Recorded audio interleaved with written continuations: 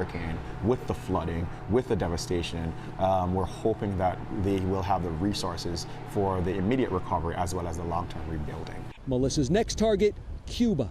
Authorities there say they've already evacuated more than 500,000 people from low-lying areas. Jason Allen, CBS News, Kingston, Jamaica.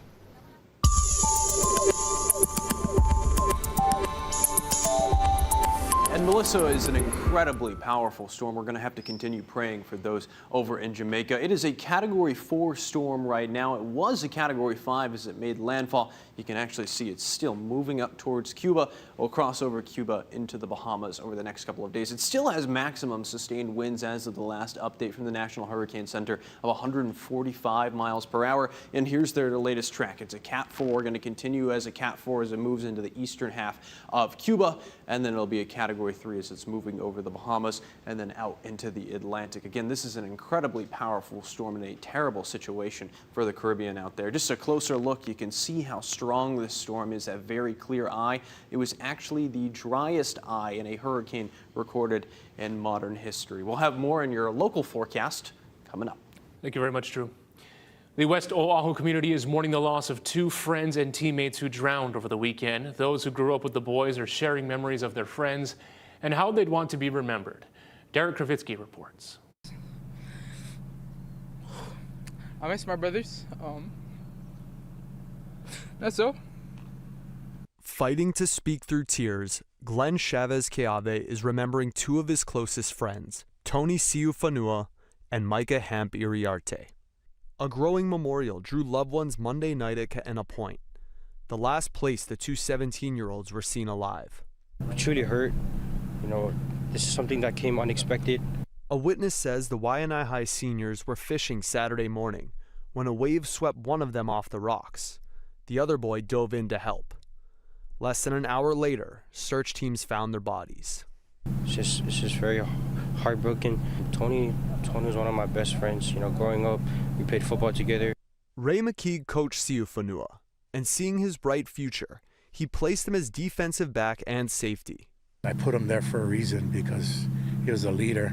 A lot of the kids we had were troubled. I mean, look at this environment we live in Waianae. So from where he was when I first got him to where he ended up, I was really, really proud of him. He just looked happy and, you know, happier and more at ease with himself. He tried to make his mom proud. That's all if you truly knew him, that's all he really wanted to do, was just make his mom proud and just have fun in life and just live life to the fullest. And that's what he did before God called his name. Waianae High's principal sent this letter home to families, urging students to reach out to the school counselor and staff if they need support during this time.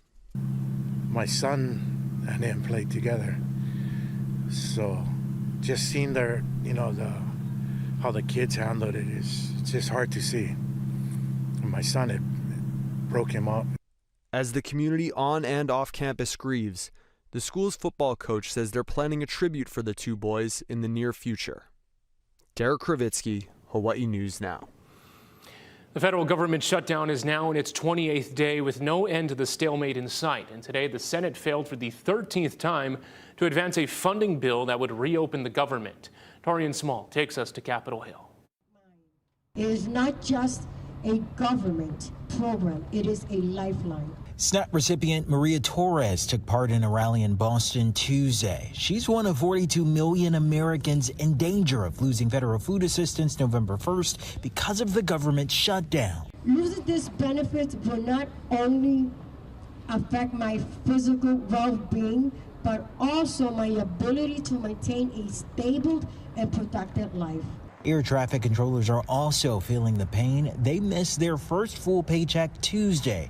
Union members passed out leaflets urging an end to the stalemate as they wrestle with tough choices. Having to decide, do I pay my mortgage? Do I put food on the table? Do I pay gas? Do I pay my electric bill? And on Capitol Hill, the Senate failed for the 13th time to advance a funding bill that would reopen the government as Democrats hold out for extensions to health care subsidies. We're trying to navigate a way out of this where we get the government back open, but at the same time that people's health care doesn't go off a cliff. Vice President J.D. Vance joined Senate Republicans for lunch at the Capitol. Afterwards, GOP lawmakers were asked about whether they will move forward with votes on measures to pay some federal workers or fund programs like SNAP during the shutdown. I get the rationale. People think about, these issues in terms of, well, this one, let's do this one, or this one. But that's not the way to approach this. Senate Majority Leader John Thune told reporters the right approach is to just reopen the government. Torian Small, CBS News, Capitol Hill. And here at home, more than 165,000 people statewide rely on SNAP. Hawaii's Department of Human Services says it will not be able to issue November's benefits until federal funding is restored, but leftover balances from previous months will remain on EBT cards. The state is creating the Hawaii Relief Program for eligible families with dependent children. And today, lawmakers are holding a hearing at the state capitol. The latest from the briefing this evening on Hawaii News Now. Well, a move to sell 2 scouting camps in Hawaii as the nonprofit Aloha Council says it is fighting for long-term survival. Our Darryl Huff says scouting families are shocked and insists there are ways to make the camps sustainable. Scouting in Hawaii took a huge financial hit 5 years ago when the Mormon Church pulled 5,000 scouts out of the program, and then COVID hit. This has been happening for years, and we're having to make some hard decisions now to make sure that Scouts is sustainable. Scouting America Aloha Council CEO Blake Parsons says one of those hard decisions is about the future of 238-acre Camp Honokaia between Honoka'a and Waimea on the Big Island. In an email, Parsons recently announced that the Aloha Council board had decided Honokaia and Camp Alan Faya on Kauai should be placed on the open market for sale, lease, or joint venture. Everybody is shocked by that decision and angry because we weren't consulted prior to that decision being made. Becky Holt was a district associate on the Big Island and a troop leader herself. Her daughter Aria, an aspiring Eagle Scout, says getting merit badges and leadership opportunities at official camps are an essential part of scouting. Genuinely, I don't think I would have made it as far as I have. I definitely wouldn't have been able to, knock on wood, make Eagle, Big Island Scouters have formed a Facebook page and a petition to protest, demanding more explanation and an opportunity to protect the camp, which they say is sustainable and attracting donations that could cover costs. What do you see happening if that asset goes away? I think that scouting on the Big Island will die. It's something that brings our whole island together, and other islands, like I said, it's a really beautiful place that has lots of memories. It's just not sustainable to continue that. Parsons says there are not enough scouts on the Big Island to keep Honokaia viable, but he says people are overly focused on a potential sale. It's conservation land where commercial development or glamping wouldn't be allowed. His real hope is finding community partners. And our goal is to have local community groups, nonprofits, churches, baseball teams, people who want to come in and, have the outdoor experience. Parsons says other camps at Pupukea on Oahu and Malohia on Maui are better equipped for paying users, and that if they generate revenue, selling other properties may not be necessary. And I hope that this discussion will excite people who are looking for this type of place to be a part of. These places are beautiful. They're gorgeous. They're amazing. Yeah. Parsons has made those arguments to Big Island Scouters, but there are trust issues now. So that's our impression, is that Oahu is just trying to basically cut their losses and get as much financial support back to Oahu as possible. Of course, the long-term solution may be getting more young people into scouting, especially girls. There's really no harm in just trying it. And for me, if you're like me, you end up just loving it and going all the way to Eagle, hopefully. The Aloha Council's review of its assets isn't just focused on neighbor island camps, it's also looking for people willing to lease out parts of its headquarters. Reporting from Nu'uanu, Darryl Huff, Hawaii News Now. Coming up, an extensive reburial project is about to begin at Kauai Church, an exclusive look at the initiative years in the making. And a longtime West Oahu luau is shutting down after nearly 50 years in business. My Paradise Cove is saying aloha.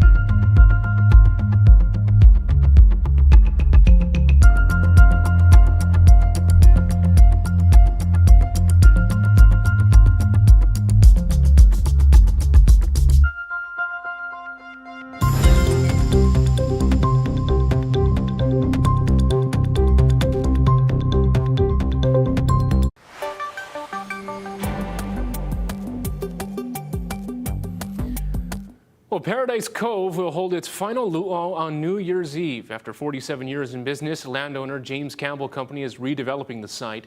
172 employees will lose their jobs. The luau's parent company, PC Services, has been holding job fairs and providing resources for unemployment benefits. Taking Paradise Cove's place will be a new $135 million dining, retail, and entertainment complex known as the Cove. That's expected to open in early 2027. Kauai Ha'o Church is preparing to rebury hundreds of skeletal remains that were dug up during a construction project 16 years ago. Our Mahealani Richardson got an exclusive look at what's changing on the historic property. On Tuesday, the heavy equipment will come in to start the demolition of this concrete footing. Now, that was an elevator shaft and restroom, and when the work is done in a few weeks, it'll all be flat. Now, in this specific area, the church says no iwi were found. This is the massive pit next to historic Kauai Ha'o Church in downtown that left its congregation and the Hawaiian community with deep pain for years. It's about time for them to be back in the ground. When construction for a multi-purpose center started in 2009, more than 630 iwi kupuna, ancestral bones, became unearthed. So this is what you see was going to be the footings for this building that was planned to be here. Mana Caceres is a recognized lineal descendant to the iwi at Kauai Ha'o and is a volunteer cultural monitor for the project. So this is really just the last eyesore, in my opinion, and it's the last remnants of that multi-purpose center that needs to come out before we can start the reburial process. The iwi are believed to date from the 19th century and are preserved in the Robinson Chapel in the church's basement. I was part of the community that was angry about it. And I went, you know, instead of being angry, why don't I try to do something about it? Kenneth Makuakane took on the mission as kahu at Kauai Ha'o 8 years ago when the church faced community backlash, government red tape, and lawsuits over the unearthed iwi. He says Kauai Ha'o spent $16.5 million on the stalled construction and plans to spend $4 million more. Recently, he and his congregation left their handprints on this construction wall. So I came out here and I wanted them to pray for this wall to come down. Our job in prayers are for us to put our iwi kupuna back. Contractors will remove plastic and wooden barriers, and the whole pit will be backfilled. That's when the iwi can be returned to their final resting place. The church and descendants say the goal is to have the iwi reburied by the end of the year. Reporting from downtown Honolulu, I'm Mahealani Richardson, Hawaii News Now. Thank you, Mahea. Stick around. Coming up after the break, we'll break down the next 3 days in your first alert weather forecast. A few showers out there and a better chance for rainfall as we're heading into the weekend.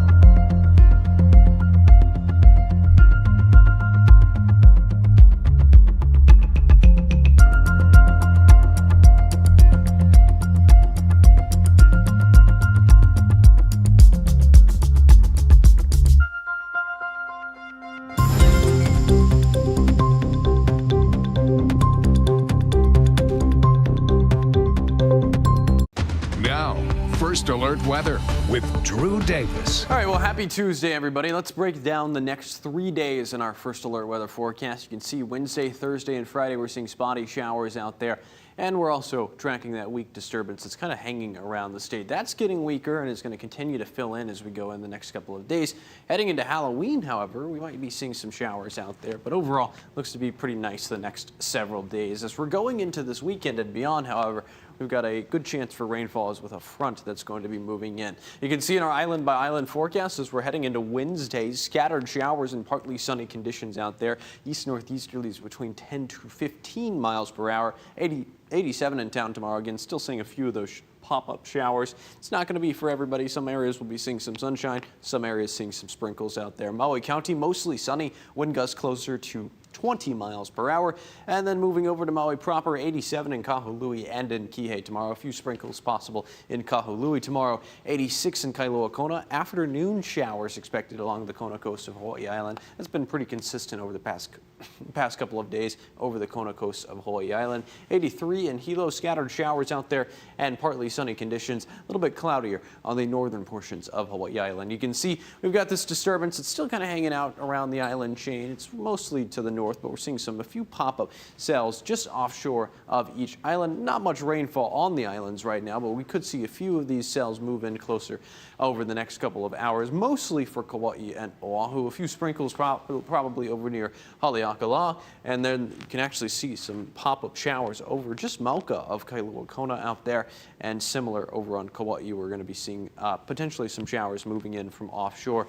A lot of the moisture is still to the north of us with that disturbance. A few pop-up showers like we're seeing along the Kona coast of Hawaii Island possible this afternoon and tomorrow afternoon. A little bit drier as we're going into the back half of this week, but still seeing some showers out there that could be moving in, mostly over Windward and Mauka locations. Our surf and shoreline forecast, north-facing shores around 4 to 6, west-facing shores right around 1 to 3, east-facing shores a little bit steady out there around 2 to 4 for this afternoon. And let's get into your 7-day forecast. Mahalo to Andy for sending in this background photo. That next front that we're watching is going to be moving in Sunday into Monday. A lot of variability. We're still fine-tuning the details on what's going to happen with that front, so make sure to check back with us often as we continue to update the forecast. Thank you very much, Drew. The Waikiki Yacht Club is hosting a new event this weekend to celebrate Hawaii's ocean life. The Royal Regatta also honors King David Kalakaua. Casey Lund has the details.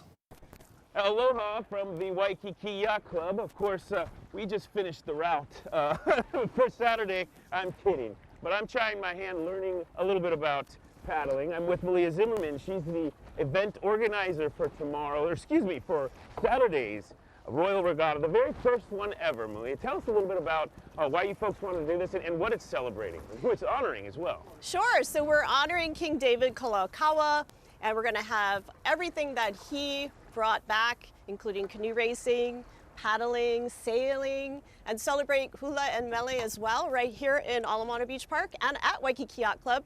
People are able to come back and do, cross in between and enjoy the club and enjoy the shows outside. I love that. Yeah, so if you want to be a spectator, come on down. Just great food. There's drinks and good company. If you wanted to participate in some of these events, races, that's why we're doing this today. They need to sign up by tomorrow, right? You need to sign up by tomorrow, and it's a really easy website, wycroyalregatta.com. We have a simple site to register if you want to race from juniors on up to 60s. Of course, if you're older than 60s, you can also race. We do have a crew of 70s and 80s entering. We have double hull races, which is really fun event with two hulls and OC6 races as well. So we're looking forward to a great day. We're going to have merchandise sales.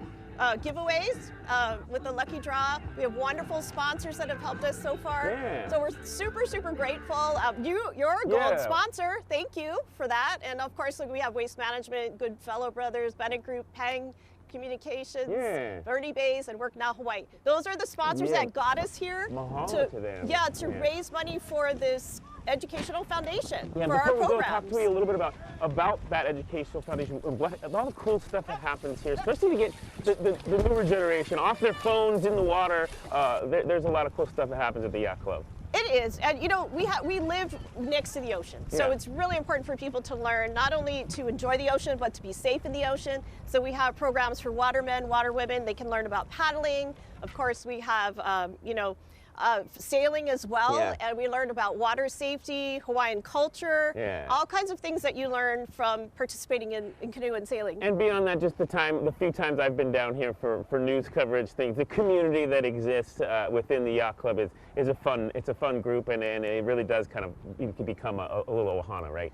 It is, and you know, it's really fun because in the past we've had like, oh, here's the canoe paddlers, oh, here's the sailors. Yeah. But guess what? This event is going to bring everyone together. I love We it. have them racing. The sailors are racing in the Cal 20 with the paddlers, and then the sailors are going to jump in the canoes. Yeah. And they've been here practicing, so it's really fun. We're going to have this unique race. Yeah, I love it. So it's a relay. Yeah, and November 1st, this Saturday, kind of an all-day deal. You can come down here as early as 7. I think that's when check-in comes. The governor's going to be here, so a lot of fun to be Right. had at the very first ever Royal Regatta with And the we have a Waikiki seat Yacht for Club. you. And we got a seat for me, and I'm safe with my life jacket on. I'm a waterman in training. We'll send things back into the studio for now. Malia, thanks. Thank you.